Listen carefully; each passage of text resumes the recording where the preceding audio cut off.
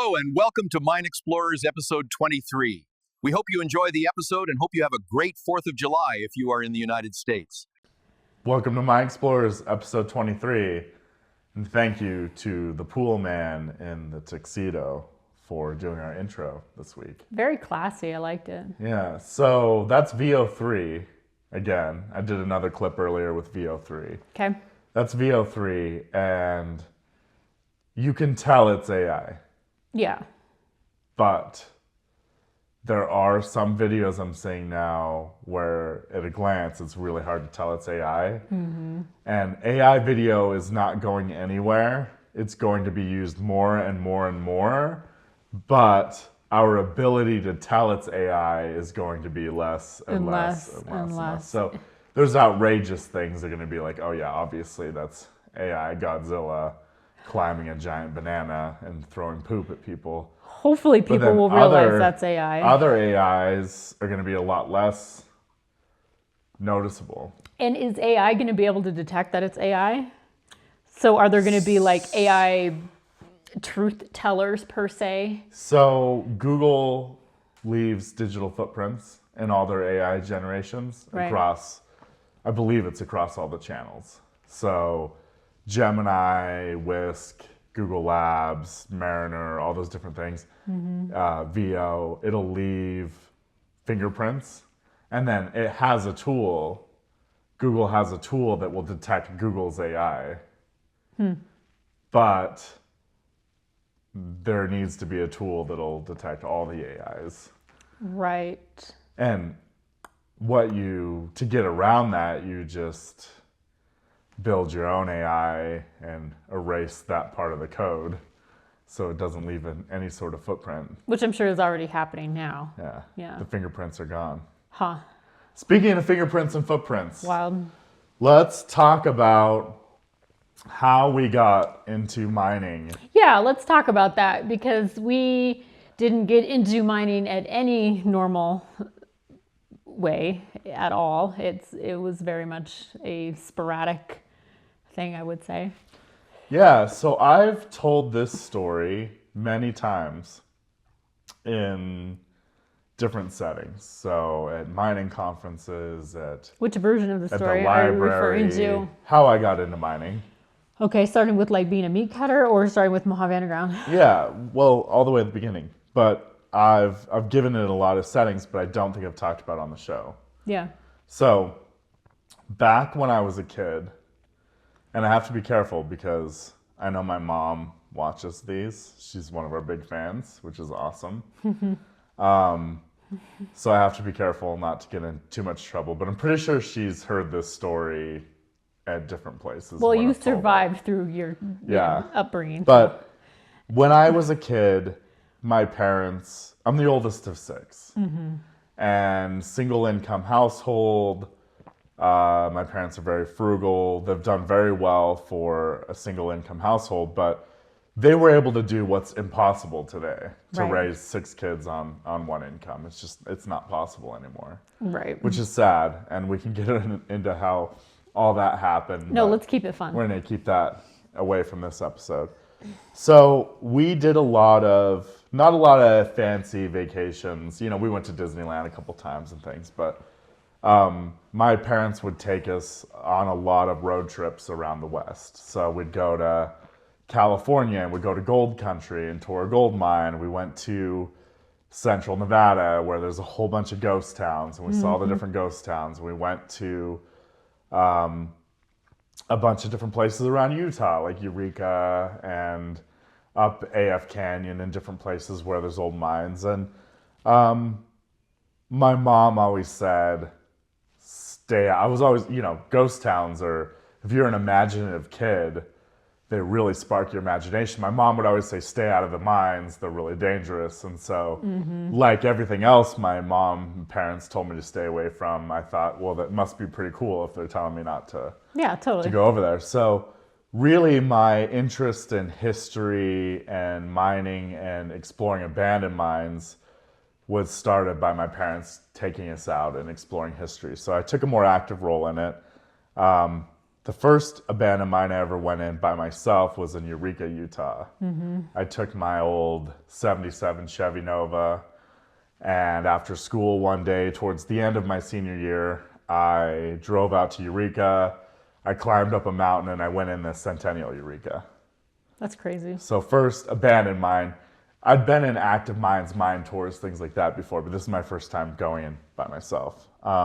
And I'm sure you had all the proper equipment. And, Yeah, I had a flashlight. Yeah. A flashlight with whatever batteries were left in there. yeah.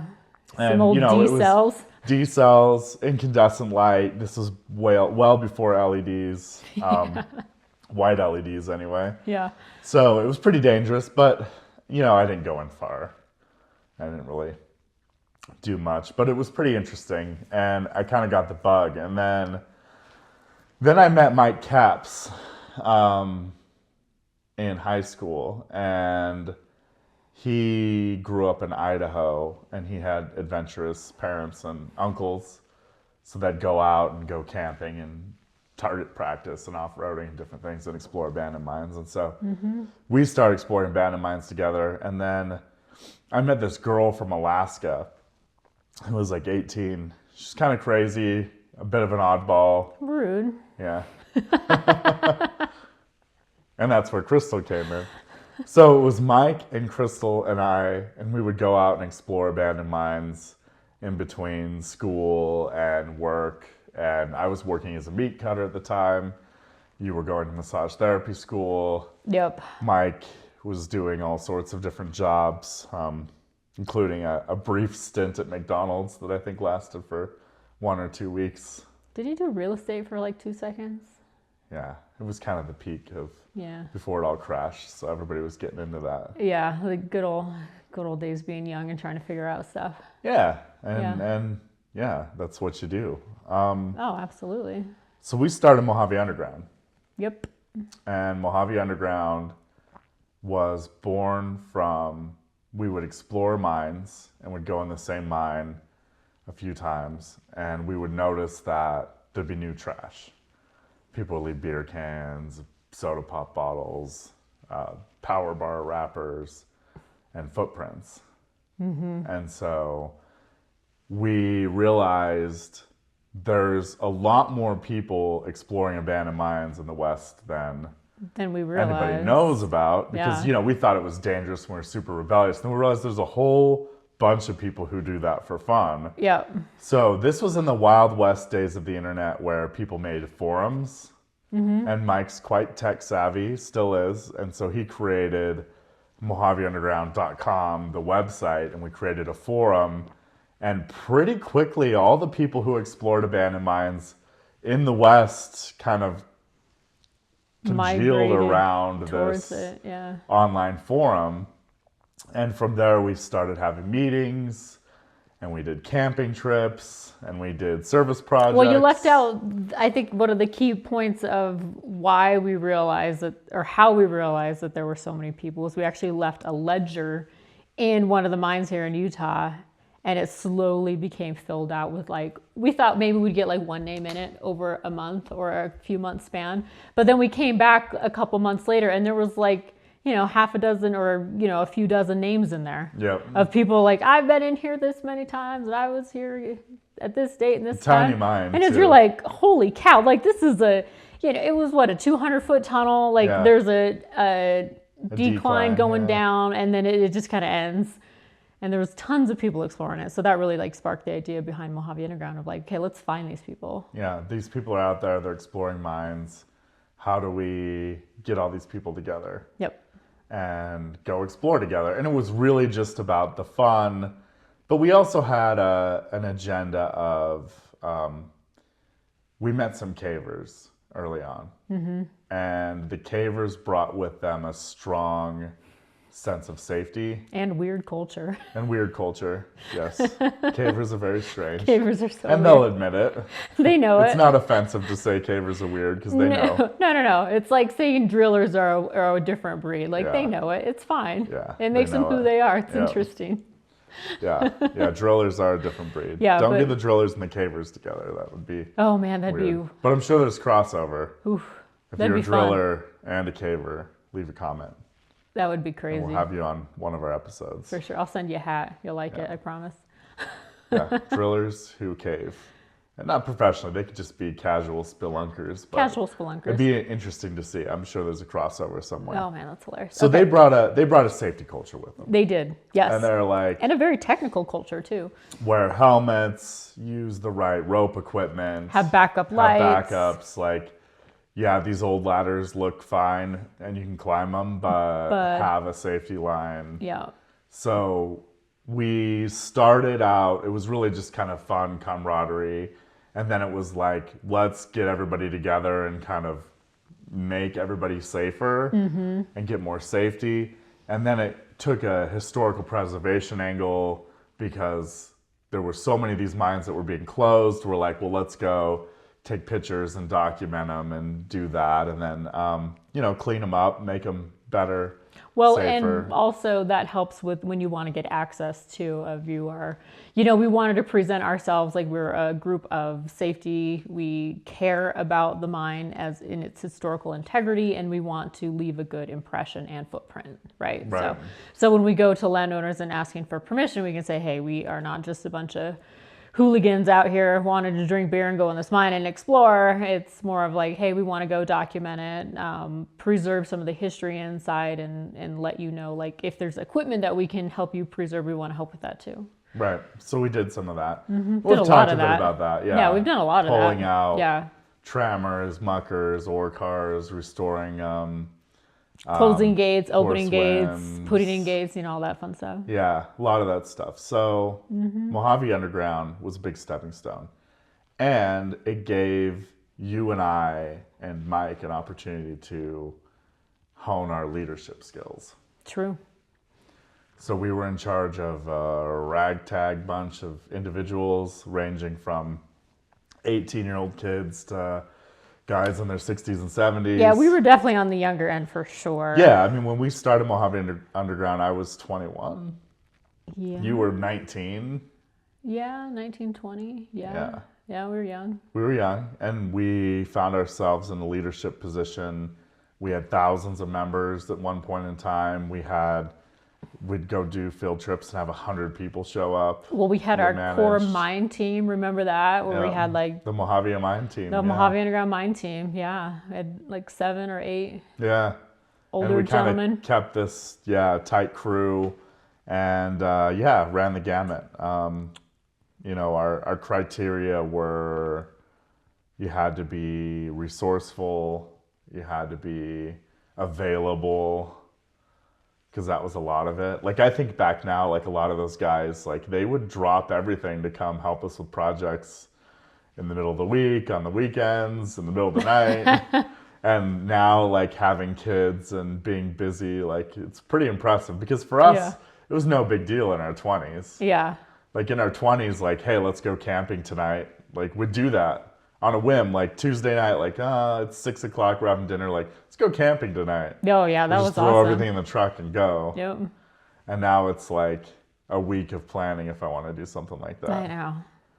Yeah, so Mojave Underground, and then I'll let you tell the next part of the story because I kind of quarterbacked that first half. I don't know why you always throw these things at me. What's the next part of the story that you want to cover? Well, it's your story. Boy. So how did we transition from Mojave Underground to Burgex? Oh, that was How do we really get into mining, not just being a mining history enthusiast and explorers? How do we get into actually being involved in the mining industry? Yeah, that was a fun leap. We were doing the underground, we were doing exploring, we were leading the groups, and then we got, I remember Britt Eaton took us to dinner, who's a entrepreneur on a different level, right, of finding old jeans and stuff. He took us to dinner and he was like, hey, because we've been out on a few trips with him, like, we were essentially his safety crew, going in old mines, making sure that he's being as safe as possible, which was actually a really hard task. Very hard job. That's probably the hardest thing that we've ever done. Keeping Britt alive was a very hard job. Yeah, would not recommend. Yeah, and we succeeded, and he goes out and rappels into mines and does all the stuff we taught him, and we've kept him alive for like 15 years. He's now. out of our hands now. He's a grown man. But anyway, so well, he was then. So He's we did now. a few of those trips, right? Right. And then he was like, you guys could be paying or charging for this. And that was kind of like a eureka moment of like, really? Like people would actually pay for these types of services? And so then we took his advice and started charging him for going out, which he didn't really like. Yeah, right off the bat, he's like, oh, well, you're going to charge me? It's like, yeah, you said to start charging. To be honest, it was like dirt cheap. Like it's insane how little we charge for what we were doing. But, you got to start somewhere. You got to learn. And you got to learn. So we started doing that. And then we eventually, it started like taking more and more of our time. And then it was to that point. I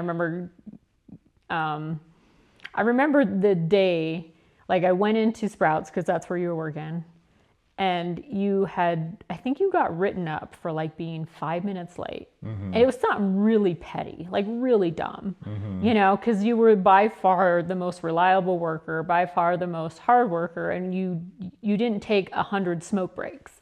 So it's like the fact that they were writing you up over something so petty just really pissed me off. And I was having my own issues working at Massage Envy because they were also on that same vein of just like treating people like garbage. I had just gotten a 15% pay cut, which was ridiculous. So I was like, I had worked there for 2 years and I got to a certain level. And then they took me back to the level that I started at. And they were also making us stay till the end of our shift, which is technically illegal because they weren't paying us. It was just a bunch of bureaucracy bullcrap that, was really starting to just piss us off. And so like I remember walking into your job and I was like, Stu, we have this interesting opportunity to just start our own thing, even though it's extremely high risk. We've done no market study. We haven't even made a business plan. It was like, you know what? Screw it. We're in our 20s. We have no liabilities. Do we have the cats? We had a house. Oh yeah, we had the house. So we had a mortgage and we had 2 cats. Yep. And it was like, you know what? If we are going to take the leap into doing our own thing, now is the time. Right. Because we will never feel as brave as we are now, being as naive as we are now. And in hindsight, that was the best time to do it. Oh, absolutely. Like it's hard to beat. Like I imagine now, like I really feel for a lot of people because I see people who are potentially entrepreneurial, they're very talented, but they have kids. Yeah. They have a lot of responsibilities, and just taking that leap and going out on your own. That's so scary. The more responsibilities you have, the harder it is. So doing it in our early 20s definitely set us up to fail, make a ton of mistakes when the consequences were low. Yeah. And grow from it. And Yep. so now we have all that experience. I mean, we have 15 years now, almost 16 years of experience being entrepreneurs. Yeah. More experience working for ourselves now than we have working for anyone else. I know, it kind of terrifies me of thinking like, what if we had to get day jobs? Like, what kind of employee would I be? Yeah, I mean, the nice thing is like, I don't think I'd have to go that route, but like, I'm just curious, like, could I handle it or would I just get pissed? I mean, I it would be interesting because I think in a lot of ways you'd find it really easy. Yeah. Because you clock out and go home and you're done. Sure. Whereas right now it never turns off. Yeah. You get emails 24/7. I mean, our team gets emails 24/7 and they do really well with that, but even still, it's a culture thing, right? Like we have built a really nice culture and I like the balance that we have going on, and not everybody has that same type of view. But anyway, we started Burgex. We explored abandoned mines. We mapped them and sampled them. that was all we did. And that was all we did. And then We got hungry really fast. Yeah, you get hungry because you're like, wow, I need to mow lawns and do landscaping and Anything. do any side hustle I possibly can to make ends meet. I was so doing can keep massage this thing therapy in the going. house. We did, And like $50, every $50 mattered. It was like a huge deal. oh, it was a huge deal. Because we were like, we Yeah. have to, like, we can eat this month. Yeah. It was a good way to stay skinny. I mean, you can tell now, like, I can afford to eat. And so it's problematic. Yeah, we got very frugal. It was a lot easier to stay skinny when I couldn't afford to eat. Yeah, I mean, I was doing our oil changes in the road. Doing all the maintenance. All the maintenance that we could do in house. We changed fuel pumps. Oh, that was a nightmare. In the middle of the winter, we changed out lots of starters. We did basically any maintenance we needed to do, which was constant in our old trucks. Well, and remember the transmission went out in the Taurus and it just sat there for 6 months in the driveway at a crooked angle because that's as far in as we could get it. And then we had to save up our pennies to get it done. It was like, cost like $2,500 or something. Which was a ton of money at the time. That was more than our mortgage. Right. Yeah, it was insane. Yeah. Yeah, so now we've definitely learned how to stay frugal, and which has been really good in business now because we still have that same mindset of frugality. And then, because when it rains and we're doing really well, we're flush with cash, save on to that cash. Like, we're not big spenders per se. Right. Right. And yeah, definitely understand the value of having a rainy day fund, having plenty of margin, because business has grown a lot since then. Yeah. We offered one service essentially, and now we offer 50. Yeah. But it's still a very cyclical business. Indeed it is. I mean, we've got it.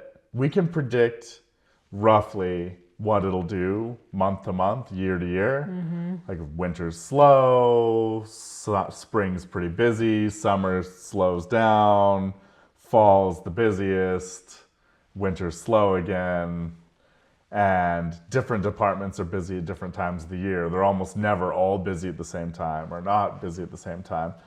And so we've learned to mellow out that cyclicality and make it more predictable, but there's still a lot of cyclicality. For sure. And with some of the things that the Trump administration is doing, that has changed things a little bit too, because we're seeing a more influx of demand in staking right now than we have this time of year. Yeah, historically. So that's a good segue. So I think we're at a good point to put a pin in our origin story, and next time we can pick up around our transition from abandoned mine to staking and maybe tell a little bit more. But actually, most scary underground abandoned mine story or mine story. Go ahead. What you got? Oh, okay.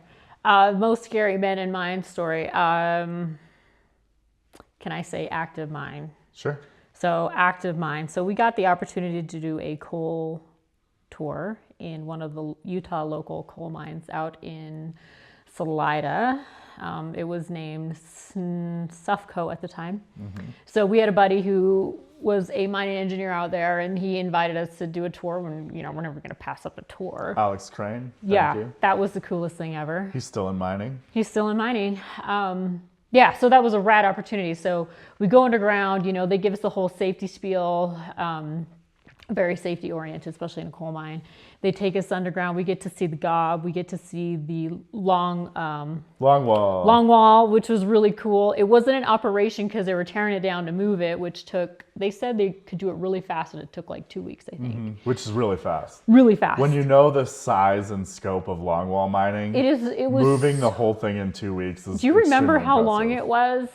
It's like a half a mile long. Because I can picture it in my head, but I don't think we saw it end to end. It's like a half a mile long. Because we walked on it a little bit.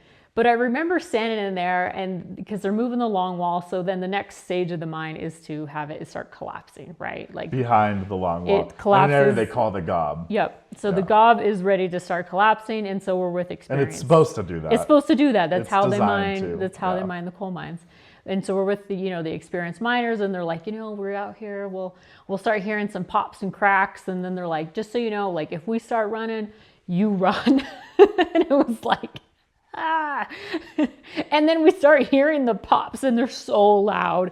And we've been underground 1,000 times at that point, but never ever have we heard that type of sound from underground, because the mines that we're in, they're old. They're stable. Like they're in a point of arrested decay. Yeah, they're dormant essentially, right? And and you're rarely going to see anything move in those type of environments unless you're like, rock counting like a crazy person, which has happened. But anyway, so we're standing back there, and then you just hear these loud pops, and it's just like, I just remember like my heart like dropping. It was like, oh no, this is how we die. It's in an active coal mine. But we didn't, it was all fine. Nothing even came out of the wall. It was just hearing the sounds of it just really scared me for a moment. Yeah. There's some unique things you hear that are very different than context. Like, it's almost like fireworks going off, but you're underground. Yeah. And loud cracks, pops, and then they had just told us this is going to collapse any day now, anytime. Keep a close eye on us. If we start running, you start running. And they took us back there. Obviously, a lot of fun for them. I'm sure. Because the pops and the cracks and all stuff are routine sound for them. Yeah, they know They're like, the this sounds. is settling. It's not a big deal. It's nothing to worry about. They know what it sounds like when it's really going to go. Yeah. And so them watching us jump and squirm, because we're out of our environment. Like, we don't explore abandoned coal mines. No. That was never on our radar, never something we wanted to do. I mean, first of all, they're not that interesting. Not really. And then second of all, there's a whole host of dangers that you don't get in hard rock mines. Right. And so, in our native environment, we know the sounds to watch out for. But in their environment, we did not. So they watched us squirm. But that was a cool experience, though. For me, it's always hanging from a rope in a shaft and having rocks fall past you. Yeah, I hate that. Because that's another sound that's very unique and scary. It sounds like bullets. It sounds like bullets, Like lasers almost, like Star Wars sounds when things fall past you. And I've had rocks this big fall right past my head, where like if they'd been a foot over, I'd be toast. Oh, yeah. Even with a helmet on. It doesn't matter if your helmet and head's at the bottom of the shaft. Yeah. Yeah. And that's scary sounds. I mean, that's always one of the scariest things. Yeah. Like, rappelling down a shaft in and of itself can be unsettling. For sure. But if you've got loose rocks and material that's coming down also, I hate that.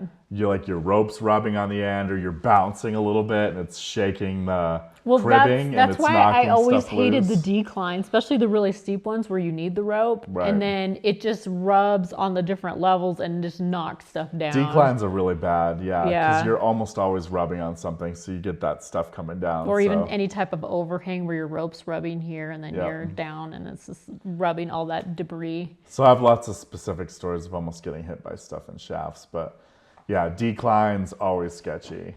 Yep, for sure. We've seen some pretty big rocks come tumbling down. Mm-hmm. I know. It didn't take much to knock loose.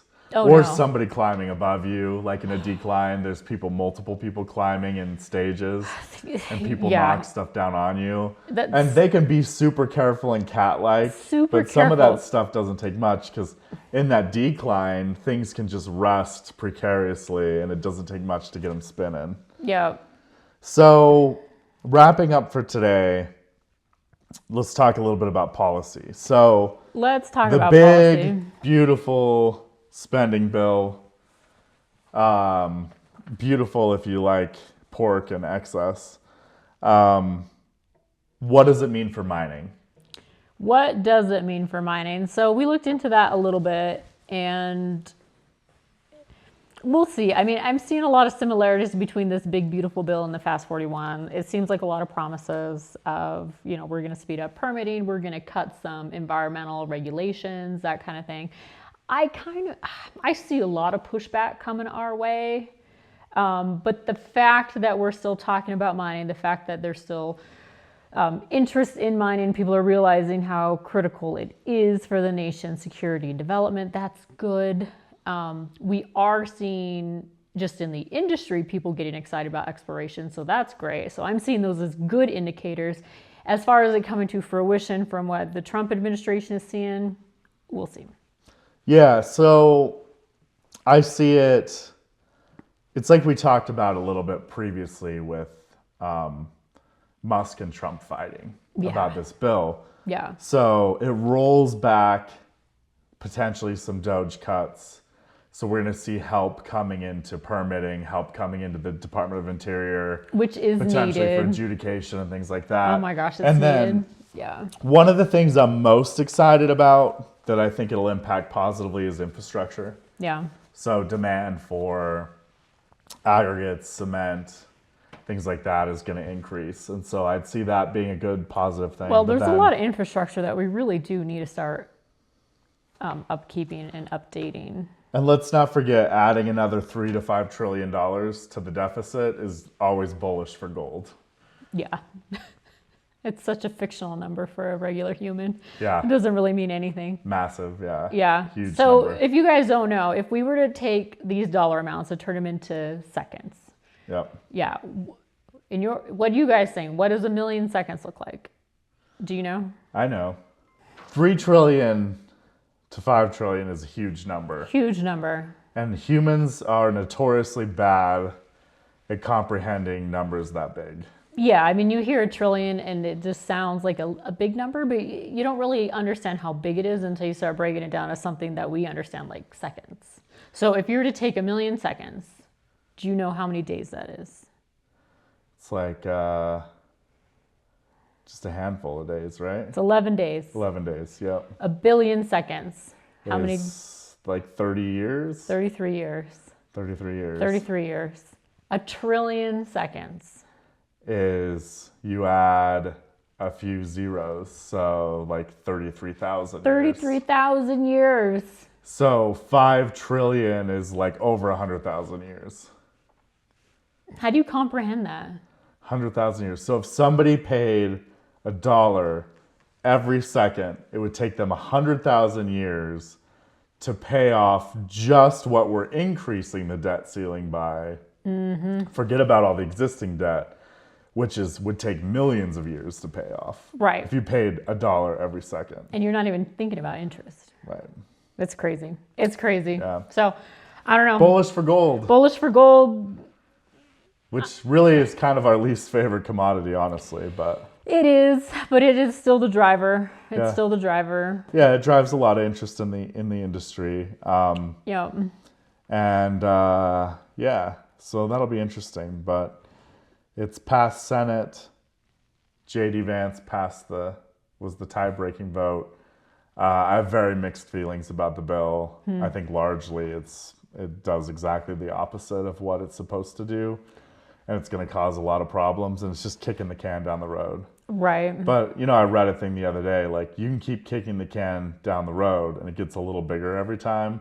But one of these days you're going to try to kick the can and it's going to break your foot. And that's, Not far off. we're getting closer to that.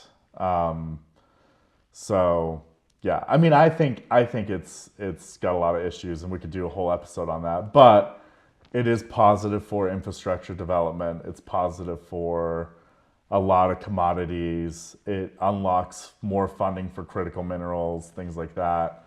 So I think that's going to be positive. And then, yeah, at the end of the day, all that deficit's good for gold. So anyway, that's 4th of July for you. Happy 4th That's of the July. 4th of July episode for those of you in the United States or that celebrate the 4th of July. And we will see you next week. Thanks for watching. Cheers.